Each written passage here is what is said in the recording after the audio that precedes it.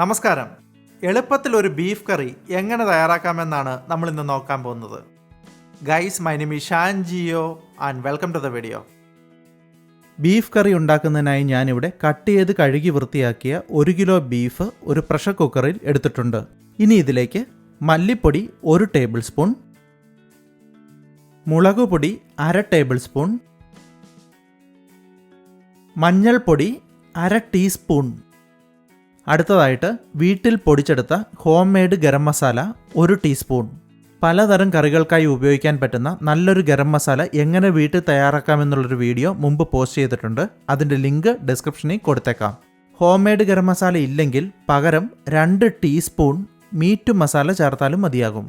അതോടൊപ്പം തന്നെ 1 ഇഞ്ച് നീളമുള്ള ഇഞ്ചിയുടെ കഷ്ണം ചെറുതായിട്ട് ചോപ്പ് ചെയ്തത്, 6 വെളുത്തുള്ളിയുടെ അല്ലി ചോപ്പ് ചെയ്തത്, പച്ചമുളക് 2 എണ്ണം ചോപ്പ് ചെയ്തത്, ഉപ്പ് 1/2 ടീസ്പൂൺ അതായത് 1/2 ടേബിൾ സ്പൂൺ, നാരങ്ങ നീര് 1 ടീസ്പൂൺ.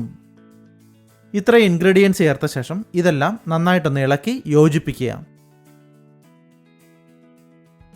പിന്നീട് ഇതിലേക്ക് 1/4 കപ്പ് വെള്ളം ചേർക്കുക.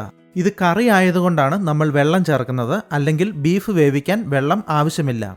ഇനി പ്രഷർ കുക്കർ അടച്ച ശേഷം സ്റ്റൗവിൽ വെച്ച് തീ ഓൺ ചെയ്യുക. ആദ്യത്തെ വിസിൽ വരുന്നത് വരെ തീ ഹൈ ഫ്ലെയിമിലും പിന്നീടുള്ള 3-4 വിസിൽ വരുന്നത് വരെ തീ ലോ ഫ്ലെയിമിലും വെക്കുക. ബീഫിൻ്റെ വേവ് വിസിലുകളുടെ എണ്ണം വെച്ചിട്ട് കൃത്യമായിട്ട് പറയാൻ സാധിക്കില്ല. അത് ഓരോ സ്ഥലത്തും കിട്ടുന്ന ബീഫ്, പ്രഷർ കുക്കറിൻ്റെ വലിപ്പം, പ്രഷർ കുക്കറിൻ്റെ ബ്രാൻഡ് ഇതെല്ലാം അനുസരിച്ച് വ്യത്യാസപ്പെട്ടുകൊണ്ടിരിക്കും. ബീഫ് വേവുന്ന സമയം കൊണ്ട് കറിക്ക് ആവശ്യമായ മറ്റു ചില കാര്യങ്ങൾ കൂടി നമുക്ക് ചെയ്തു തീർക്കാം.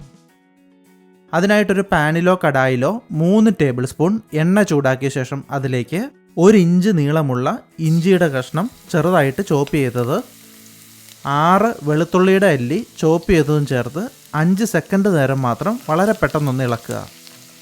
പിന്നീട് ഉടൻ തന്നെ ഇതിലേക്ക് 1 കപ്പ് ചെറിയുള്ളി സ്ലൈസ് ചെയ്തത്, ഏകദേശം 25 ചെറിയുള്ളിയോളം ഉണ്ട്, ഉപ്പ് 1 ടീസ്പൂൺ. നേരത്തെ ബീഫ് പ്രഷർ കുക്ക് ചെയ്യാൻ നേരത്ത് നമ്മൾ 1/2 ടീസ്പൂൺ ഉപ്പാണ് ചേർത്തത്. ഇപ്പോൾ 1 ടീസ്പൂൺ, ടോട്ടൽ 2.5 ടീസ്പൂൺ ഉപ്പാണ് ഈ കറിക്ക് ആവശ്യം. ഇനി ഇത് തുടർച്ചയായിട്ട് ഇളക്കി വഴട്ടിയെടുക്കുക. ഇതൊരു ഗോൾഡൻ ബ്രൗൺ കളർ ആവുന്നത് വരെ വേണം വഴട്ടിയെടുക്കാൻ. സ്റ്റൗ മീഡിയം ഫ്ലെയിമിലായിരിക്കണം വയ്ക്കേണ്ടത്. ഇതിപ്പോൾ ഒരു ഗോൾഡൻ ബ്രൗൺ കളർ ആയിട്ടുണ്ട്. ഇനി തീ ഏറ്റവും ലോ ഫ്ലെയിമിലേക്ക് വെച്ച ശേഷം ഇതിലേക്ക് മല്ലിപ്പൊടി 3 ടേബിൾ സ്പൂൺ, മുളകുപൊടി 1/2 table spoon, home made garam masala 1/2 teaspoon അതായത് 1/2 ടേബിൾ സ്പൂൺ. ഇവിടെയും ഗരം മസാലയ്ക്ക് പകരമായിട്ട് 1 ടേബിൾ സ്പൂൺ മീറ്റ് മസാല ചേർത്താലും മതിയാകും. ഇനി ഈ മസാലപ്പൊടികളുടെ പച്ചച്ചൊവയൊക്കെ ഒന്ന് മാറുന്നതിനായിട്ട് 1/2 മിനിറ്റ് നേരം ഇളക്കി കൊടുക്കുക. തീ ലോ ഫ്ലെയിമിൽ തന്നെ വയ്ക്കുക. അതിനുശേഷം ഉടൻ തന്നെ ഇതിലേക്ക് നമ്മൾ നേരത്തെ പ്രഷർ കുക്ക് ചെയ്ത് വെച്ചിരുന്ന ബീഫ്, അത് വേവാൻ ഉപയോഗിച്ച വെള്ളത്തോടൊപ്പം തന്നെ ഇതിലേക്ക് ചേർക്കുക. എല്ലാം ഒന്ന് ഇളക്കി യോജിപ്പിച്ച ശേഷം ഇതിലേക്ക് കുറച്ചേറെ കറിവേപ്പില ചേർക്കുക. ഒന്നുകൂടി ഒന്ന് ഇളക്കി യോജിപ്പിക്കുക. നിങ്ങൾക്ക് കുറച്ചുകൂടി ഗ്രേവി വേണമെന്നുണ്ടെങ്കിൽ ഇതിലേക്ക് അല്പം തിളച്ച വെള്ളം ചേർക്കുക. വെള്ളം ചേർക്കുന്നില്ലെങ്കിൽ സെമി ഗ്രേവിയോട് കൂടി ഒരു കറിയായിരിക്കും നിങ്ങൾക്ക് ലഭിക്കുക. ഇനി ഇത് അടച്ചു വെച്ച് 3 മിനിറ്റ് നേരം കൂടി വേവിക്കുക. തീ ലോ ഫ്ലെയിമിൽ തന്നെ വയ്ക്കുക.